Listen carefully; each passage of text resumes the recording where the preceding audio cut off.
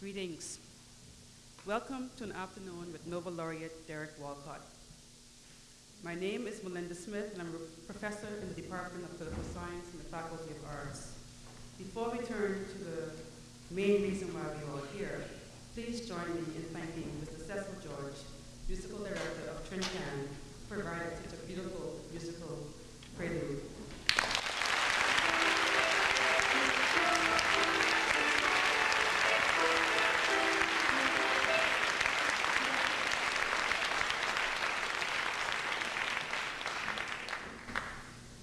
On behalf of the co-organizers of this event, the Caribbean and African Diasporic Initiative, and the Canadian Literature Centre, Centre de Littérature Canadienne, it is my distinct honor to welcome to our great city and university, Professor Walcott, whom Joseph Brodsky, I believe quite correctly, characterized as the greatest poet of the English language.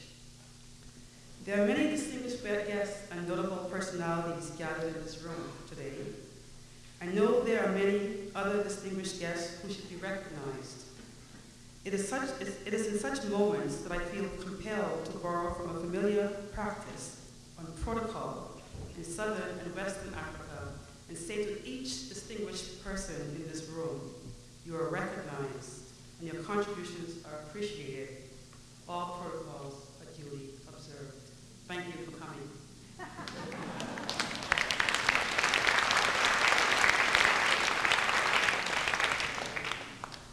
Recently, I learned that one of the great aims of the University of Alberta's first president, Henry Marshall Torrey, was to bring the world to Alberta.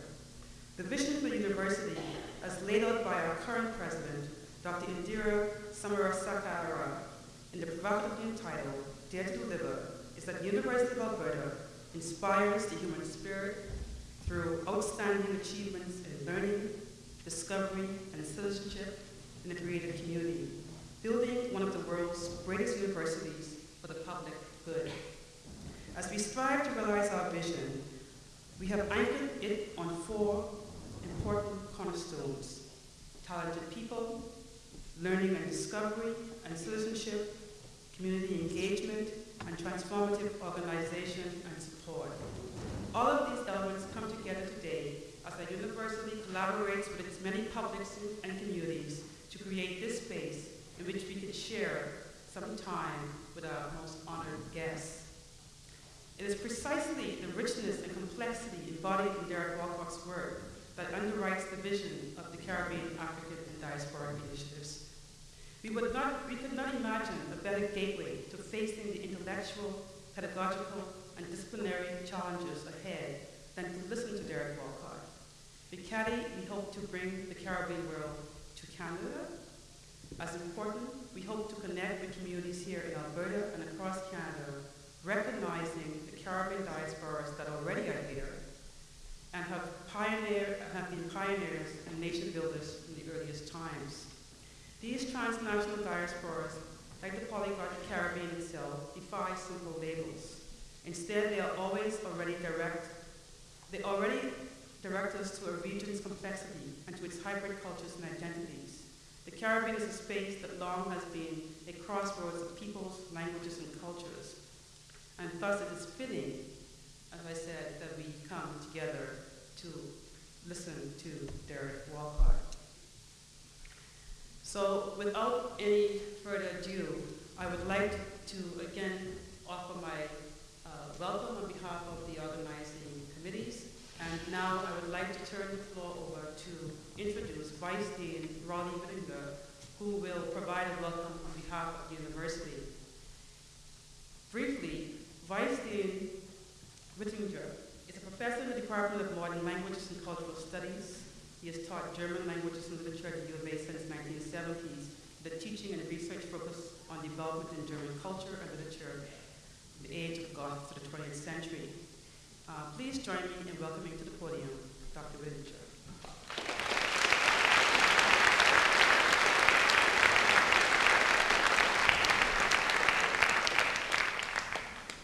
Just a few words of gratitude and welcome.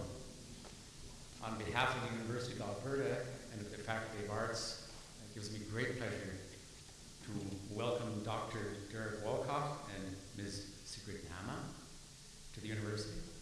We're simply thrilled to have the Noble Laureate in our midst. Welcome also to all of you, the students, the staff, and the faculty of the university, and especially the members of the community. Thank you so much for coming. For the immense, wonderful initiative and energy and teamwork in coordinating this whole event and putting it on its feet and getting it up and running.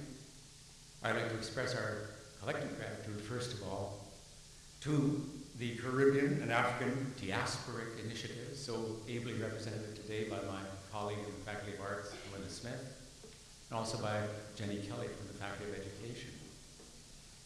Also for the support and energy of Professor Stephen Slemon, a colleague in the Faculty of Arts from the Department of English and Film Studies, for the energy he has shown in getting things going and organizing this whole event. Thanks very much. Also, I'd like to thank for their generous financial support, above all, the Office of the Provost of this university, also the Faculty of Arts and the Faculty of Education. Further to the University of Alberta International Global Education Program, the Office of Human Rights, the departments in the Faculty of Arts of Political Science and also English and Film Studies, and the Edmonton Journal. With that, I would like to introduce my colleague from the Faculty of Arts, Professor Stephen Slemon, in the Department of English and Film Studies, and also the Director of the Centre for Canadian Literature, to introduce Dr. Walcott. Thanks very much.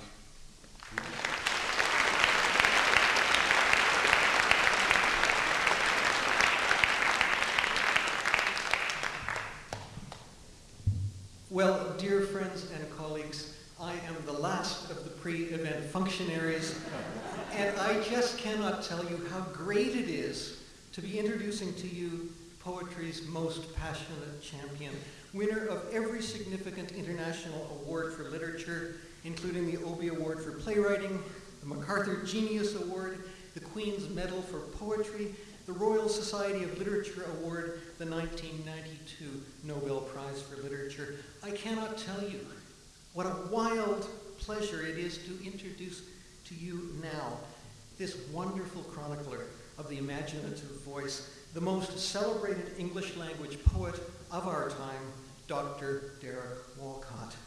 And I want to echo that note of unstoppable celebration that you heard in the welcoming comments of Raleigh Whitinger and Melinda Smith. Welcome, all of you, to a literary event, and this is a promise, to a literary event that you will never forget.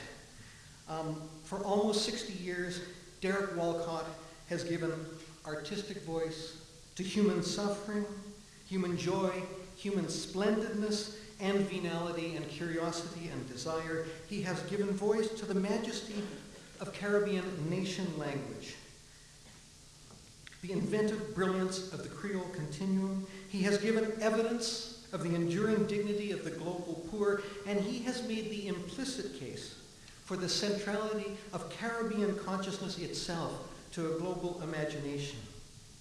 Derek Walcott has done this through more than 20 major collections of poetry, over 30 plays, countless essays, through collaborations with musicians and the production of musical albums, through a sustained career of achievement in the visual arts, through polemical writing, through scholarly writing, through teaching at Boston College, through foundational development work like the establishment of national theater groups in St. Lucia and Trinidad, and from this astonishing record of unceasing imaginative productivity, Derek Walcott has created some of the best known literary achievements of our time.